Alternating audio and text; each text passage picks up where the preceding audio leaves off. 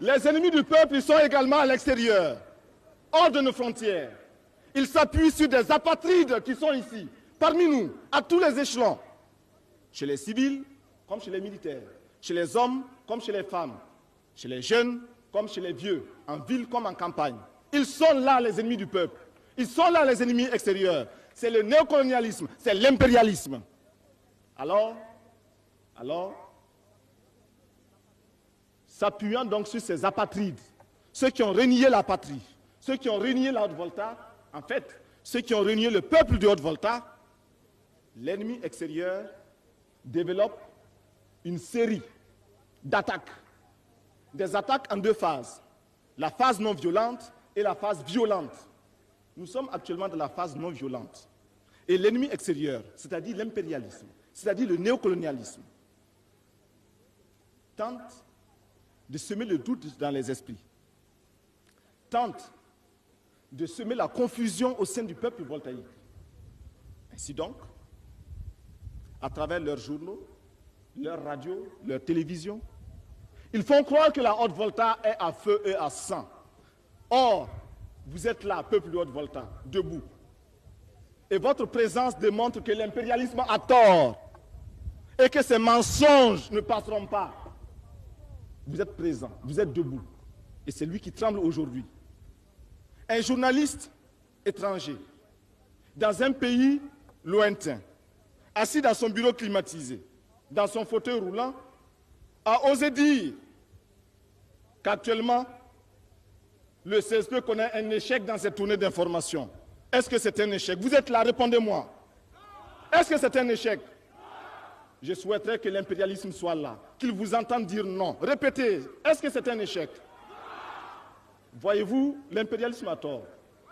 Mais l'impérialisme est un mauvais élève. C'est un mauvais élève. Quand il est battu, quand il est renvoyé de la classe, il revient encore. C'est un mauvais élève. Il n'a jamais appris la leçon de son échec. Il n'a jamais tiré la leçon de son échec.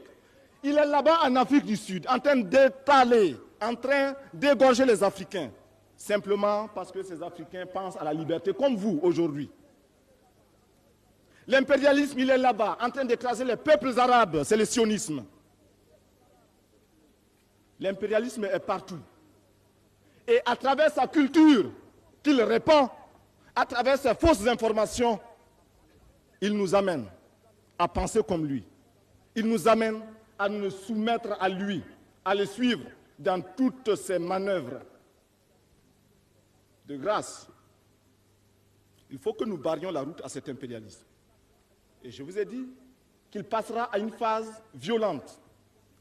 Cet impérialisme, c'est lui qui a organisé des débarquements dans certains pays que nous connaissons. Cet impérialisme, c'est encore lui qui a armé ceux qui, en Afrique du Sud, tuent nos frères.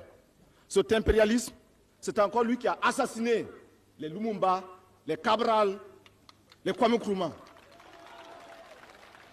Mais je vous dis et je vous promets, parce que j'ai confiance en vous et vous avez confiance au CSP, et parce que nous formons le peuple, que l'impérialisme, quand il viendra ici, nous l'enterrerons.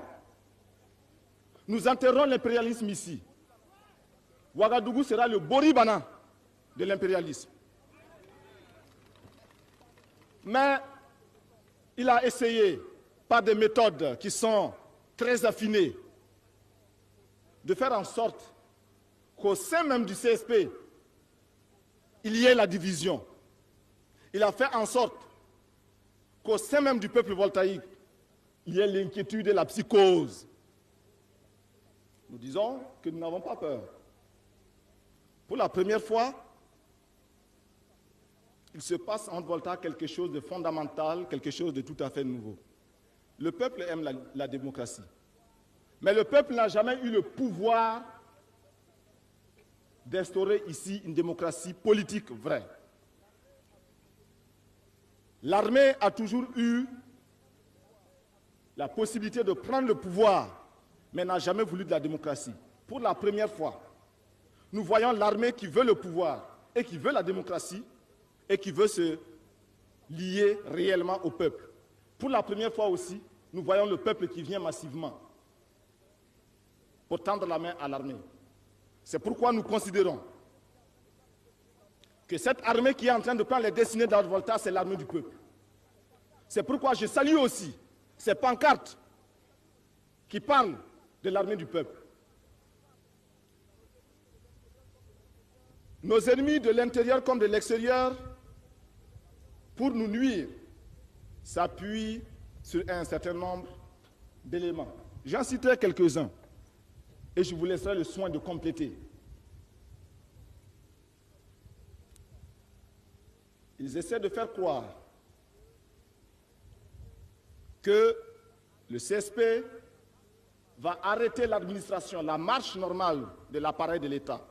Parce que le CSP a pris des décisions contre des militaires et le CSP prendra des décisions contre des cadres civils.